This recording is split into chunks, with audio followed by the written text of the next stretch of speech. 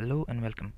So আপোনালোকে যেনেকৈ জানিব পাইছে যে যোনটো থাৰ্ড গ্ৰেড আৰু ফ'ৰ্থ গ্ৰেডৰ যোনটো ৰিক্ৰুটমেণ্টটো ষ্টাৰ্ট হৈছে 10 তাৰিখৰ পৰা ফৰ্ম ফিল আপ ষ্টাৰ্ট হৈছে অনলাইন।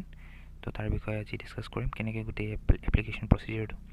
তো আপোনালোকে ফাৰ্ষ্ট গুগলত গৈ কিনে third grade and fourth grade application online search কৰিব। এনেদৰে মই যিবোৰ ষ্টেপছ দেখাইছোঁ ফ'ল' কৰিলে হ'ব বা মই লিংকটো আপোনালোকক প্ৰভাইড কৰি দিম। তাৰপিছত আপোনালোকে যোৱাৰ পিছত ইয়াত নেক্সট ক্লিক কৰিব। তাৰপিছত ফাৰ্ষ্ট আপোনালোকে ৰেজিষ্টাৰ কৰিব লাগিব, কিয়নো ৰেজিষ্টাৰ কৰা নাই। আৰু জানি থ'ব যে আপোনালোকে ৰেজিষ্ট্ৰেশ্যন কৰিবৰ কাৰণে ফাৰ্ষ্ট যোনটো এমপ্লয়মেণ্ট এক্সচেঞ্জৰ নম্বৰ সেইটো দৰকাৰ হ'ব। চ' অনলাইন এমপ্লয়মেণ্ট এক্সচেঞ্জৰ কাৰ্ডখন উলিয়াই ল'ব, অফলাইনখনে নহ'ব, কিয়নো অনলাইনত সেইটো শ্ব' নকৰে। চ' তাৰে যোনটো আমাৰ কেনেকৈ এপ্লাই কৰে সেইটো আমি এবাৰ দেখাই দিম। আৰু নিউ ৰেজিষ্ট্ৰেশ্যনত ক্লিক কৰাৰ পিছত আপুনি ইয়াতে নিজৰ নাম, mother's name, date of birth, phone number, employment এক্সচেঞ্জৰ নম্বৰ চব ভৰাই ফোন নম্বৰ দি OTPটো ভেৰিফাই কৰি ল'ব লাগিব।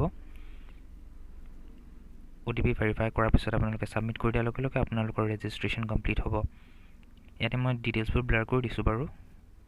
আপোনালোকে ইয়াত গোটেই ডিটেইলছবোৰ আপোনাৰ শ্ব' হৈ থাকিব যেতিয়া আপোনালোকে মোবাইলৰ OTP ৰিচিভ কৰিব আৰু ভেৰিফাই কৰাৰ পিছত আপোনালোকে ইয়াতে ছাবমিট বাটনটোত ক্লিক কৰিব। চব ডাটা ভালদৰে আপোনালোকে ফিল আপ কৰি ল'ব।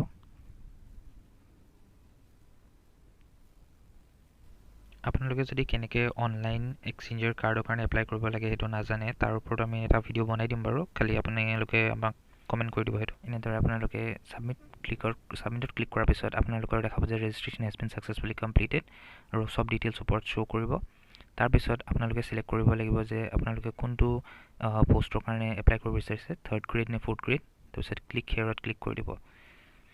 তাৰপিছত আপোনালোকে এনেকৈ শ্ব' কৰিব, তাতে আপোনালোকে গো টু এপ্লিকেশ্যন ফৰ্মত ক্লিক কৰিব।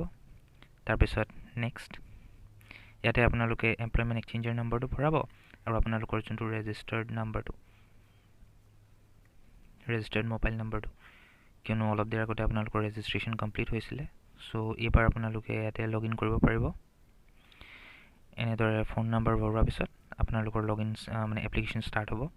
এইটোৱে আটাইতকৈ মেইন ষ্টেপ। চ' কোনটো পষ্টৰ কাৰণে আপুনি এপ্লাই কৰিছে সেইটো আপুনি বেলেগকৈ চিলেক্ট কৰিব নালাগে। থাৰ্ড গ্ৰেড, ফ'ৰ্থ গ্ৰেড চব আপোনাৰ ইয়াতে হৈ যাব।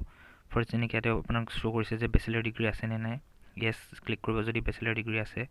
তাৰপিছত দিছে bachelor degree with computer certificate or diploma of 6 month duration from an recognized institute, সেইটো চিলেক্ট কৰিব যদি আছে। যদি আপোনাৰ কম্পিউটাৰ চাৰ্টিফিকেট নাই তেতিয়াহ'লে ন'টো চিলেক্ট কৰিব। দেন আৰু এটা কথা মনত ৰাখিব যে ইয়াত যদি আপুনি য়েছত চিলেক্ট কৰে তেতিয়াহে আপুনি কম্পিউটাৰ এপ্লিকেশ্যন লগা জবকেইটা আছে সেইকেইটাৰ কাৰণে তেতিয়াহে আপুনি এলিজিবল হ'ব, যদি আপুনি ইয়াতে য়েছত চিলেক্ট কৰে। দেন আপোনাৰ বাকী যোনখিনি লাইব্ৰেৰী চায়েন্স যদি ষ্টাডি কৰিছে বা লাইব্ৰেৰী চায়েন্সৰ যদি চাৰ্টিফিকেট আছে তেতিয়াহ'লে আপুনি তাত চিলেক্ট কৰি ল'ব য়েছত। দেন HSLC যদি পাছ কৰিছে তাত চিলেক্ট কৰি ল'ব। আৰু HS যদি পাছ কৰিছে, দেন HS যদি ছায়েন্স ষ্ট্ৰীমৰ পৰা কৰিছে তেতিয়াহ'লে তাতে য়েছ কৰি ল'ব। এইটো আটাইতকৈ ইম্পৰ্টেণ্ট ষ্টেপ হয়, কিয়নো আপুনি পিছত এইবোৰ চিলেক্ট কৰিবলৈ নাপায়। তাৰপিছত আপুনি তাতে পাৰ্চনেল ডিটেইলছ ভৰাব। তাৰপিছত আপুনি কেটেগৰী চিলেকশ্যনত আহিব, ক্ৰমান্বয়ে আপোনালোকে চিলেক্ট কৰি গৈ থাকিব আৰু যিবোৰ ডাটা ফিল কৰিব লাগে কৰি থাকিব। নিজৰ কেটেগৰী চিলেক্ট কৰিব। মোৰ ক্ষেত্ৰত এইটো OBC হয়, আপুনি যি হয় চিলেক্ট কৰিব। দেন কাষ্টটো চিলেক্ট কৰিব তাতে, বা আদাৰ্ছ হ'লে আদাৰ্ছত যাব পাৰে। দেন জেণ্ডাৰ চিলেক্ট কৰিব। আপোনালোকৰ এমপ্লয়মেণ্ট নম্বৰটো ছাইডত শ্ব' কৰিয়ে থাকিব। দেন ফিজিকেলি ডিচেবল হয় নেকি, ন' চিলেক্ট কৰিব যদি নহয়। দেন এক্স ছাৰ্ভিচমেন হয় নেকি, ন' চিলেক্ট কৰিব যদি নহয়। ৰিলিজন হিন্দু, মুছলিম, খ্ৰীষ্টিয়ান, শিখ, ইছাই যি আছে। দেন আপোনালোকৰ পাৰ্মানেণ্ট এড্ৰেছ ইনফৰমেশ্যন ফিল কৰিব। এড্ৰেছ 1, এড্ৰেছ 2, এড্ৰেছ 3 চব কম্পালচৰি হয়, যিবোৰত আপোনাৰ ষ্টাৰ মাৰ্ক কৰা আছে, red star mark, police station, pincode, district. আৰু যদি আপোনাৰ প্ৰেজেণ্ট এড্ৰেছ আৰু পাৰ্মানেণ্ট এড্ৰেছ ছেম নহয় তেতিয়াহে এইটো ক্লিক কৰিব। আৰু যদি ছেম হয় এইটো ক্লিক কৰি টিক মাৰ্ক কৰিব, এইটো কাৰণে আপুনি কণ্টিনিউ কৰিব পাৰে। আৰু যদি ছেম নহয় তেতিয়াহ'লে এইটো টিক কৰিব আৰু আপোনাৰ প্ৰেজেণ্ট এড্ৰেছটো ইয়াতে ফিল কৰিব পাৰিব। আৰু যদি ছেম হয় প্ৰেজেণ্ট এড্ৰেছ আৰু পাৰ্মানেণ্ট এড্ৰেছ তেনেহ'লে এইটো টিক কৰিব কোনো কাৰণে। যিটো মোৰ ক্ষেত্ৰত ছেম আছিলে, চ' মই সেইটো টিকটো ৰিমুভ কৰি দিছোঁ। দেন আপোনাৰ কণ্টেক্ট ডিটেইলছ ইয়াতে ভৰাই ল'ব। তাৰপিছত আহিব আপোনাৰ এক্সাম চিটিৰ প্ৰিফাৰেঞ্চ, ক'ত আপোনাৰ এক্সাম দিব বিচাৰে। ফাৰ্ষ্ট প্ৰিফাৰেঞ্চ যোনখন আপোনাৰ আটাইতকৈ ওচৰৰ যোনটো চিটি দেখাব তাতে আপুনি চিলেক্ট কৰি ল'ব।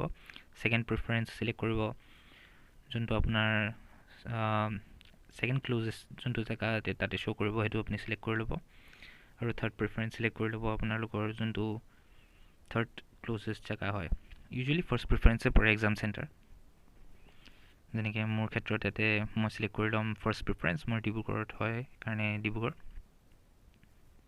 দেন সেকেন্ড প্ৰিফাৰেন্স মোৰ ওচৰত হ'ব যোৰহাট তো Jorhat third preference Kamrup metro' কৰি লৈছোঁ গুৱাহাটী যাবগৈ পাৰিম মানে একো কেছ নাই দেন আপুনি যোনবোৰ আপোনাৰ কোৱালিফিকেশ্যন মানে এডুকেশ্যন ডিটেইলছ যেনেকৈ marks obtained out of total marks কিমান চব ফিল কৰি ল'ব পাৰ্চেণ্টেজটো অট'মেটিকেলি কেলকুলেট হৈ যাব ৰোল নম্বৰ ফিল কৰিব ভালকৈ দেন ফটো আপলোড কৰিব লাগিব আৰু ছিগনেচাৰ চাই ল'ব ফটো 35 KB হ'ব লাগিব আৰু 250 পিক্সেল আৰু 320 পিক্সেল মই ইয়াত ইনফৰ্মেশ্যনখিনি ছাইডত দিয়ে দিছোঁ বাৰু আপোনালোকে চাই ল'ব ফটো আৰু ছিগনেচাৰ কিমান লাগে কিমান KB হ'ব লাগে আৰু সাইজ কেনেকৈ ৰিডিউস কৰে যদি নাজানে কমেন্ট কৰি দিব মই এটা নতুন ভিডিও বনাই দিম দেন এটা পাসওয়াৰ্ড সেট কৰিব মনত থব যে এই পাসওয়াৰ্ডটো আটাইতকৈ ইম্পৰ্টেন্ট হ'ব পিছত আপোনাৰ দৰকাৰ হ'ব পাসওয়াৰ্ডটো ইয়াতে এন্টাৰ কৰি ল'ব সেট কৰি ল'ব এটা পাসওয়াৰ্ডটো generally capital letter small letter দুইটা থাকিব লাগিব নাম্বাৰো থাকিব লাগিব আৰু এটা স্পেশাল কি যেনেকৈ ADRE কোৱেশ্চন মাৰ্ক এনেকুৱা